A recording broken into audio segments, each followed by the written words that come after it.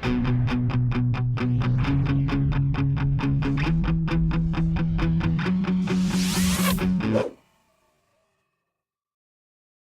best position is because he can play a number of positions. And second, was there any sort of talk about bringing him in January as opposed to letting him finish on his contract? Thanks, John. I'll take the second part first. Yeah, no, we were obviously trying to determine the best time for him to come, but one thing that became clear right from the beginning was that he was a player with Juventus. He's committed to their cause. They're obviously doing very well this year in the Serie A. And so it became clear very early that this would be a move for July. I think one reason that is because there are salary cap and budget restrictions. So with Juventus, the salary cap, and then frankly, it's just sometimes it's timing with these players. You know, so they can wrap their head around sort of the move.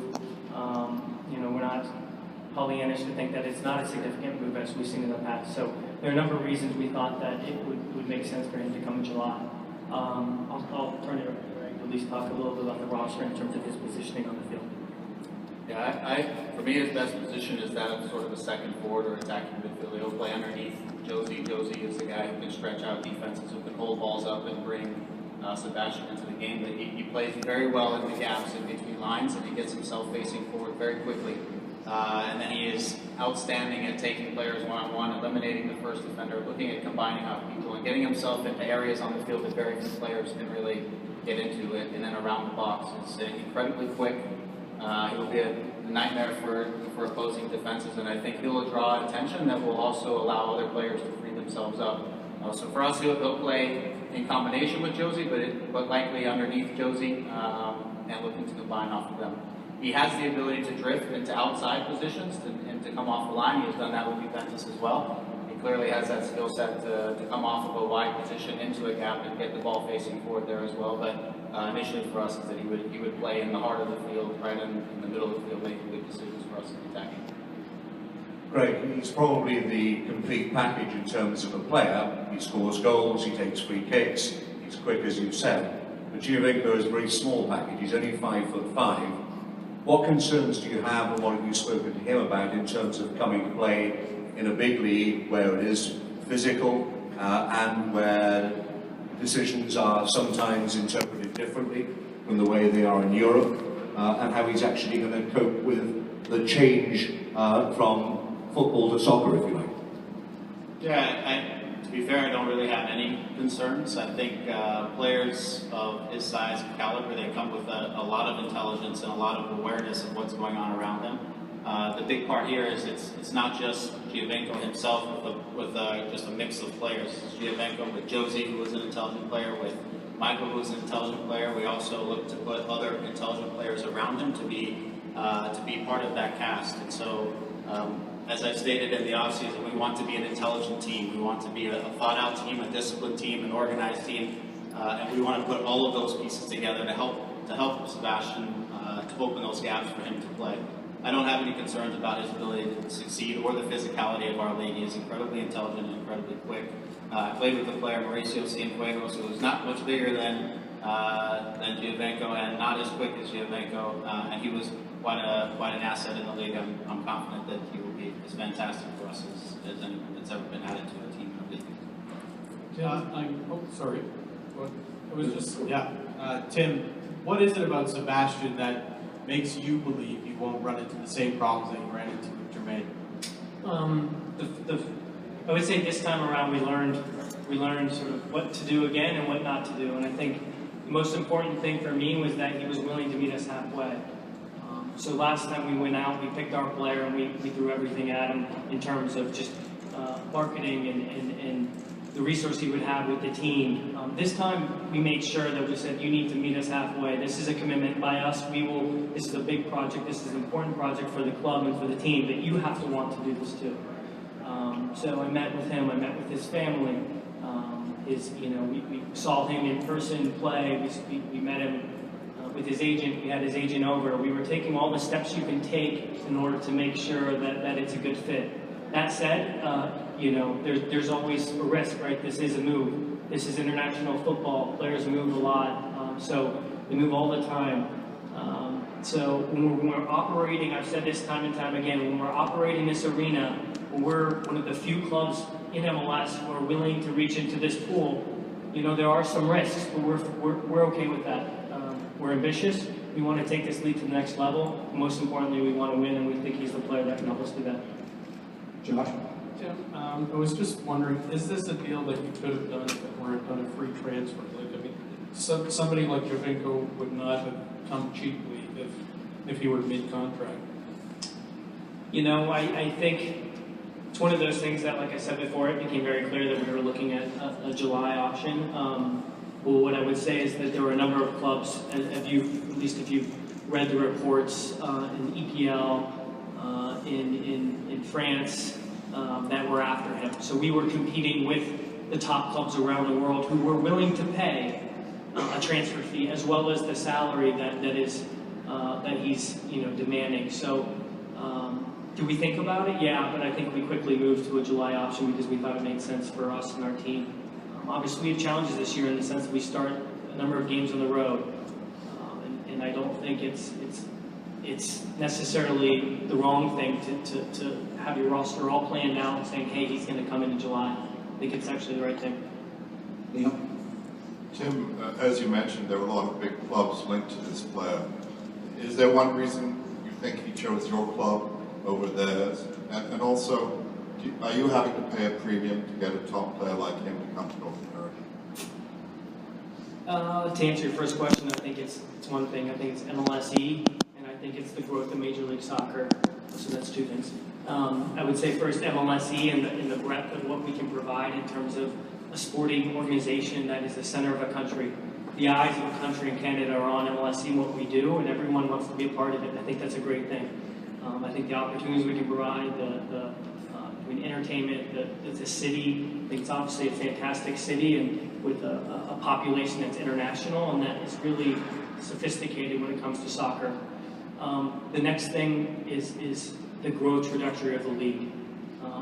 Seba and his agent, Andrea, made it very clear on that they think the future of soccer lies in North America.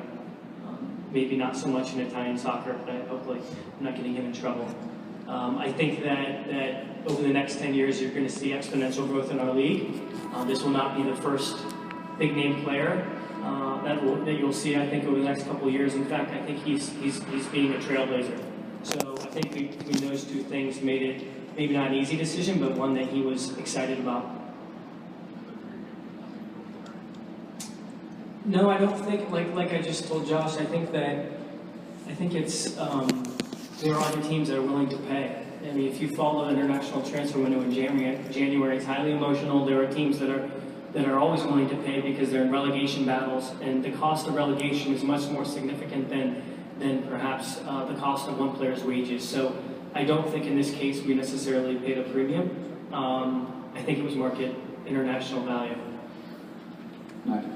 Tim, is Toronto FC in particular and MLS in general being forced to overpay for European players coming in? If you look at Altidore and you look at Giovinco, what they've done recently, they haven't been starters in their teams.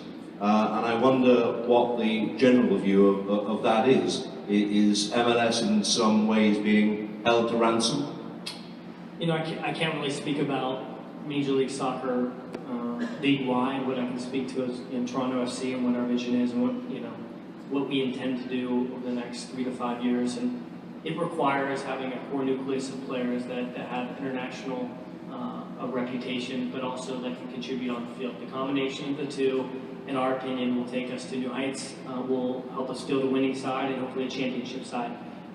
Do we overpay? I don't think so. Again, I think that everyone has a value, a market value internationally, and to maybe make a jump over to a league and take a risk, I think that there's a number, but I would never say that we're overpaying for the players. I think it's what two parties are willing to accept and come in, and I think by definition that's is market value in MLS. Yeah. For Tim, just wondering what were Giovinco's impressions of Toronto, the city, and this sort of ties into why he chose Toronto as a city to play in. Seb he's a family man. He has a big family. his father told me how at Christmas they had 40 to 50 people over at their house, and what I told him was that my impressions of Toronto after having lived here for about a year and a half were that it's a community who holds a lot of pride in the city, and on top of that, there's a very communal aspect to what we do here, and so he liked that. He liked the possibility of living downtown in the middle of the sports mecca of Canada, but also maybe living in one of the suburbs, Vaughan, some of the other suburbs where there's a large Italian population. I mean, right now he's excited about all the possibilities that are sort of put to him because of the city of Toronto. So he just was excited. I don't think that he would have just gone to Major League Soccer. I think that he selected Toronto. His agent helped select Toronto. So it was one of those things where, again, I think we met halfway. Tim, obviously, Giovinco's not the first big star to join Major League Soccer, but he is the first major European star to join Major League Soccer in his prime at the age of 27. How important was it for you to find a player who was in his prime as opposed to a player who maybe was over the hump at 32, 33 or under? Incredibly important. I think, there's a certain age where players go into their prime, and if you can get a core nucleus of your guys, especially your best players, your designated players, the ones you're relying on are in their critical years, I think that can speak volumes to what they can do, what the team can do.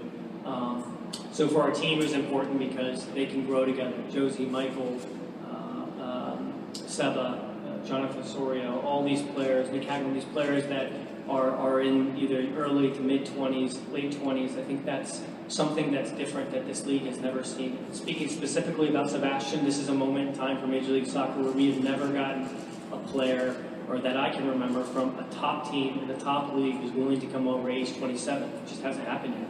So I really do think that this is a turning point for the league. I hope it is. I think we've been doing a lot of great things with the league. I think, obviously, Los Angeles Galaxy, what they've been able to do and the product they put on the field has been phenomenal. It's great to watch. It's fun to watch. They win. But we want to be competitors with them. We want to exceed. We want to be the next team that really takes this league up to new heights. Right. Last year when you guys brought Giovinco over, you had a marketing campaign that called it a bloody big deal. What catchphrase would you use to describe this? I'm not entertaining that. I'll decline and I'll leave it up to Hoppy to do that if the question was for you. I'm giving him time right now. We've had some dialogue about this. I think that a bloody big deal when we launched it was a success for the club and achieved our objectives. I think what we're really talking about today is really making sure we've got the stake that supports the sizzle. And we know that this community is going to support a winning program. Our marketing will reinforce our commitment to a winning program here. Well, Tim, Greg, as it stands, you're allowed to have 3 DPs. That may change to 4. If it doesn't change, what plans do you have for Gilberto? Well, we're reviewing our roster every day. Our roster and budget compliance date is not until March 1, so we don't have to necessarily make any decisions before then. But the league has told us that we need to plan to have 3 DPs. So we're obviously until March 1 to review and make decisions with that respect. Tim, for the second successive winter, you've gone over to Europe and sold this city, this franchise, on a European star. Didn't quite work out last year. You know Sebastian more than most now in this room. How different is he to what you thought you saw in Jermaine? I mean, even when you look back at Jermaine's opening press conference, there was a little bit of cautiousness in his words in terms of this city. What's different about this guy, obviously not as a player or his age, personality-wise, than you have with Jermaine when you sold him this city and this club? I think the first thing to say is you've got to fall back on his play on the field. We can talk about everything on the outside, but the most important thing is how is he playing on the field and is he happy? And the one thing I can say when you watch Sebastian Giovinco is he plays with joy. He's a player that goes out, he likes playing soccer, he likes, he's a very gregarious, affable, nice person who always has a smile on his face. And I think that's the most important thing, is that, one, he wants to be a part of this family, and then when he gets out in the field, he's helping make the people around him better. he's a player maker, and as Greg always said, he can manipulate the game, he can bring people in, elevate their level. And I think that's one of the things that I see as a difference maker for him, not only with our team, but across the league. Greg, how important is it going to be for Giovinco to really start to gel with Michael Bradley? Since Michael played in Italy, he speaks Italian on and off the field. Michael really has embraced the city. He's a leader. How is he going to help Giovinco on the field, but also off the field? I think, in speaking with Michael, he's as happy about this day as any of us. With Giovinco, he provides Michael, and Michael provides him with, like you said, that background of understanding sort of the game. They've been in a similar place, having played in Italy, and an understanding of sort of the tactics that have been used there. Michael is a guy who likes to pick up the ball a little bit deeper, face forward, play forward, and then join into the attack. And when you have Giovinco and Josie as options to play into and then join into the attack, it gives you a lot of confidence as a player to step forward. I think at times last year, Michael, in all candidness, he was afraid to step forward in those moments, maybe uncertain as to whether we would keep the ball or not keep the ball, and became a little bit defensive at times. And I think having two players ahead of him like that he can play off of and find his moments to really join in and to attack and make a difference are great confidence building for him as well. And for me, this whole thing is about a team. It's not about any one player this year. It's about a collection of men who want to go out and work hard together and compete on the field together to put a product out on the field that the fans are happy with and that is a winning side. So it's not about any one of these guys. It's about the three of them and about the group of players who are going to assist them in being great this year, because that's the direction we're headed. And we've met with everybody, Giovinco included, and everybody is on the same page that we're all in this together, that we're fighting for each other, and that we're going to be successful this year. Tim, technically with Sebastian not coming until July, does that mean you only have 3 DPs, or he doesn't count as a designated player until July? That's correct. He would not, until he's added to your roster, he would not count as a third DP until that. Tim, one of the challenges some Major League Soccer teams have had in bringing over European premium talent has been their desire to go back on loan following the off-season. Is that something that has been discussed in this deal? Are you open to that possibility, or is it a little bit too early to discuss that at this time? No, I don't think it's too early. I think if you haven't discussed that already, you've made a mistake. I think it's something that's part of the due diligence, right? I raised that with him. He didn't seem to think that was a major concern or priority of his. I think he has a good relationship with the national team coach, and I think it's one of those things where you just have to wait and see. A lot depends on how we perform this year, his health at that time, but it's not something that we've already pre-planned or had a pre-agreement that he's coming back at any level. So I think at the end of the season we'll sit down with the players just like we do with all the other players and say, how can you be better next year? What do you need from us to help you to be better to help this team? And if that includes a loan, then we'll consider it. Yeah. Tim, I was just wondering, with the CBA negotiations still going on, how tough is it to do all this planning and fairly substantial deals without really knowing what business model you've got to work with over the upcoming season? We just plan as business as usual. Just assume that the league will continue as it has in the past, and I think that's obviously you have multiple contingencies, but I think the best course of action and what the league has told us to do is just plan as business as usual at pretty much in all areas of business. Tim, it's safe to assume because it's coming July that there was no sort of transfer fee paid. Is there any sort of financial considerations as part of this? No, you'd be the way that the FIFA regulations work, or that the contract, when the contract expires, the player's a free agent, he can sign with anyone without a transfer fee. So no money change? No money.